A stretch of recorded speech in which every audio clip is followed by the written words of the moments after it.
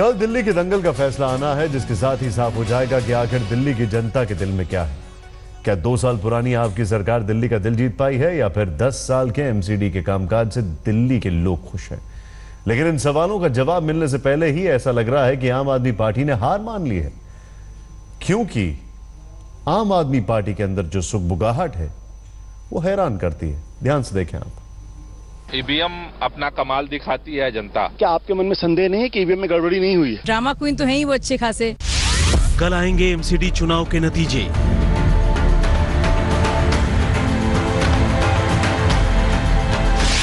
कौन जीतेगा दिल्ली का दंगल?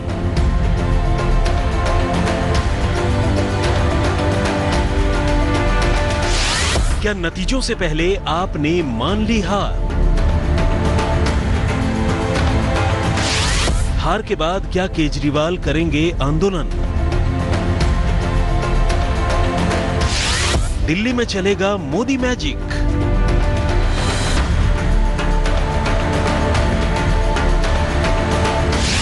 कांग्रेस का क्या होगा?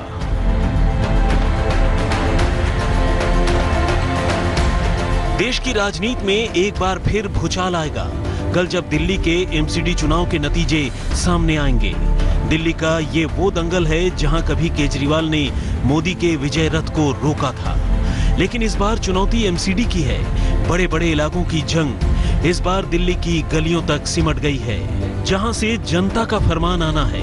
फैसला आने में भले ही कुछ घंटे बाकी हों, लेकिन नेताओं के हौसले और चेहरे बहुत कुछ बयान कर रहे हैं। खास तौर पर आम आदमी पार्टी, जो रिजल्ट से पहले ही बैकफुट पर नजर आ रही है, जिसका अंदाजा केजरीवाल के घर पर हुई पार्टी की मीटिंग से लगाया जा सकता है, जहां केजरीवाल ने साफ तौर पर कह दिया है कि अगर पार्टी नहीं जीती तो आंदोलन के लिए तैयार रहें। तो अगर इस किस्म के जीत या हार लगी रहेगी तो देखेंगे और एनालाइज करेंगे, लेकिन अगर इस किस्म के नतीजे आएंगे और अगर ये ईवीएम की टैंपरिंग इस देश के अंदर होती रहेगी, मेरा कहने का मतलब ये था, बात केवल ये नहीं है कि हम परसों जीतेंगे कि हारेंगे, लेकिन अगर इस किस्म के नतीजे आए जो इस तरह की बेईमानी साबित करते हैं, जो पंजाब में भी हुई है, उत्तर प्रदेश में भी हुई है, पुणे में भी हुई है, मुंबई में भी हुई है, भिंड में भी हुई है, धौलपुर में भी हुई है, अब अगर हम इस तरह की बेईमानी बर्दाश्त करते रहे तो हम आंदोलन से आए थे, हम सत्ता का सुख भोगने नहीं आए थे, वापस आंदोलन से। आपने तो हार की वजह को भी तलाश लिया है। अगर पार्टी हारती है तो नेताजी को क्या कहना है वो भी सुन लीजिए। जिस तरीके का ईवीएम है और जिस तरीके से ईवीएम के बारे में लगातार खबरें मिल रही हैं, उससे क्या आपके मन में संदेह नहीं है कि ईवीएम में गड़बड़ी नहीं हुई है? आप चाहे भिंड को उठा के देख लीजिए, चाहे धौलपुर को उठा के देख लीजिए, चाहे जहां का देख लीजिए, सब जगह, हर जगह जहां पे ईवीएम मशीन में गड़बड़ी आ रही, सब जगह बीजेपी को वोट पड़ रहा है। 26 तारीख को जो परिणाम आते हैं वो ईवीएम अपना कमाल दिखाती है जनता, उसके बाद आगे का फैसला करेंगे। वहीं दूसरी ओर बीजेपी के हौसले बुलंद हैं, जिन्हें आपके आरोप बेबुनियाद नजर आ रहे हैं। कॉमेडी नाइट्स है ना, उसमें जगह है थोड़ी बहुत, तो अरविंद जी से कहिए वहाँ पे अपना लक ट्राई करें। ये बहुत हो गया, राजनीति से होता नहीं है, थोड़ा नाच गाने कीजिए, नौटंकी थोड़ी कीजिए। ड्रामा क्वीन तो है ही वो अच्छे खासे, तो ड्रामा क्वीन से कहिए कि वो ड्रामा की दुनिया में जाएं और ये सब छोड़ें। इस पूरी जंग में सबसे बुरी हालत कांग्रेस की दिख रही है।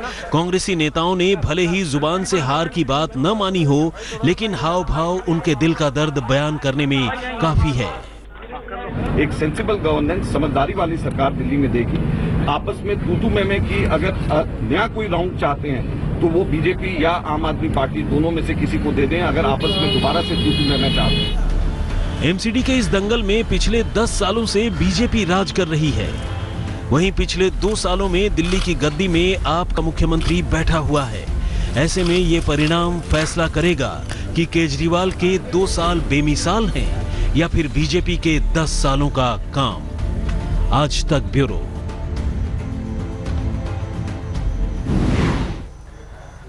साहब को पंजाब चुनाव में वोटिंग के बाद ईवीएम की याद नहीं आई, पंजाब चुनाव के दरमियान ईवीएम की याद नहीं आई, बस रिजल्ट आने के बाद सब याद आने लग गया। कल सुबह 6 बजे से आज तक पर एमसीडी की काउंटिंग का सबसे बड़ी कवरेज जारी रहेगी। आप उम्मीदवारों के परिणाम आज तक के जरिए देख सकते हैं। वैसे एमसीडी के चुनाव में आज तक का एग्जिट पोल बीजेपी के पक्ष में आंकड़े दे रहा है। वहीं 48 घंटे के अंदर ही उम्मीदवारों के खरीद फरोख्त के इल्जाम लगने भी शुरू हो गए हैं। आम आदमी पार्टी ने बीजेपी पर आप उम्मीदवारों को लालच देने का आरोप लगाया है, जिस पर बीजेपी ने आप पर पलटवार किया।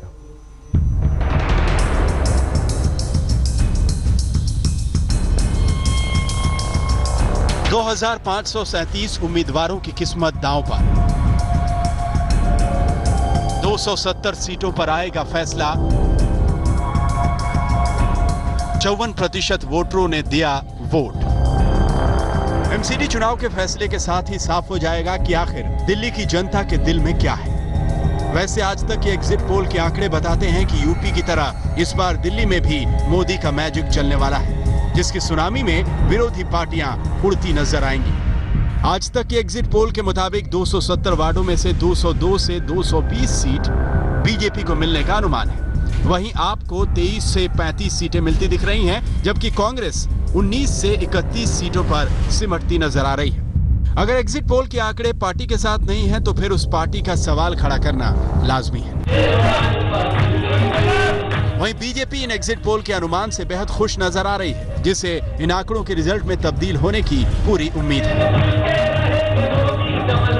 क्योंकि जिस तरह का प्यार और स्नेह दिखाया है दिल्ली के लोगों ने, वो निश्चित रूप से बहुत ही प्रचंड कॉन्फिडेंस वाला है।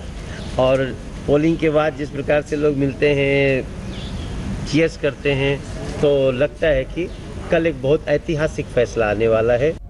चुनाव परिणाम आने में भले ही कुछ वक्त हो, लेकिन बीजेपी और आप में आरोप प्रत्यारोपों का सिलसिला शुरू हो गया है। आप नेता अलका लांबा ने ट्वीट करके बीजेपी पर आप उम्मीदवारों को तोड़ने का आरोप लगाया है। लांबा ने ट्वीट में लिखा कि जिस बीजेपी नेता ने फोन किया, उसने शाजिया का उदाहरण देते हुए लालच देने की कोशिश की कि आज सरकारी पद मिलने के बाद 5 लाख रुपए महीने कमा रही है। आप भी सोचो।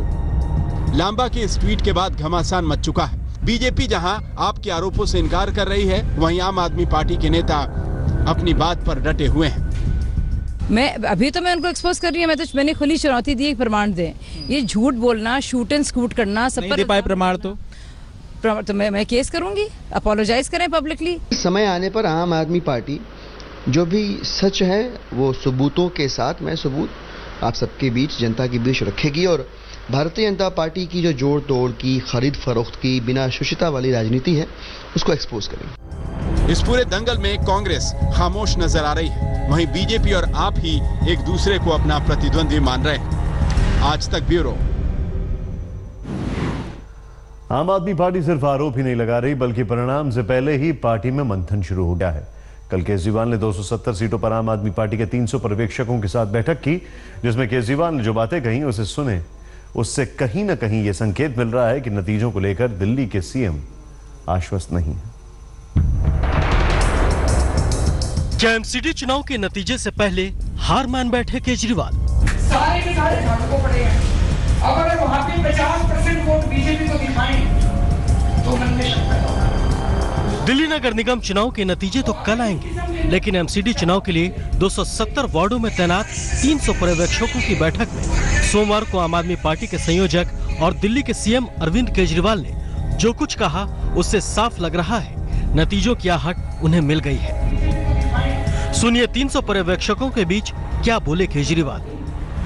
तो अगर इस किस्म के जीत या हार लगी रहेगी वो देखेंगे और एनालाइज कर लेंगे, लेकिन अगर इस किस्म के नतीजे आएंगे और अगर ये ईवीएम की टैंपरिंग इस देश के अंदर होती रहेगी, मेरा कहने का मतलब ये था, बात केवल ये नहीं है कि हम परसों जीतेंगे कि हारेंगे, लेकिन अगर इस किस्म के नतीजे आए जो इस तरह की बेईमानी साबित करते हैं, जो पंजाब में भी हुई है, उत्तर प्रदेश में भी हुई है, पुणे में भी हुई है, मुंबई में भी हुई है, भिंड में भी हुई है, धौलपुर में भी हुई है, अब अगर हम इस तरह की बेईमानी बर्दाश्त करते रहे तो हम आंदोलन से आए थे, हम सत्ता का सुख भोगने नहीं आए थे, वापस आंदोलन।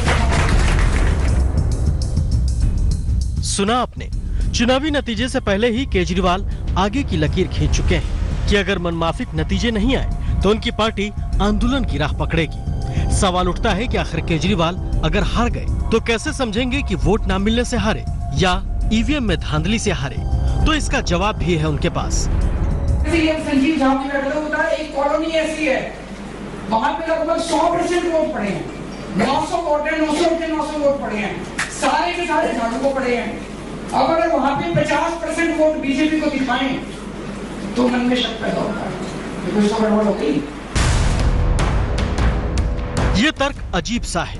मतदान गोपनीय होता है, लेकिन केजरीवाल अभी से जान गए हैं कि फला कॉलोनी के 900 के 900 वोट आम आदमी पार्टी को पड़े हैं। कुछ ऐसी ही दलील उन्होंने पंजाब को लेकर भी दी थी, जिसे कल अपने घर पर उन्होंने अपने पर्यवेक्षकों के सामने भी दोहराई।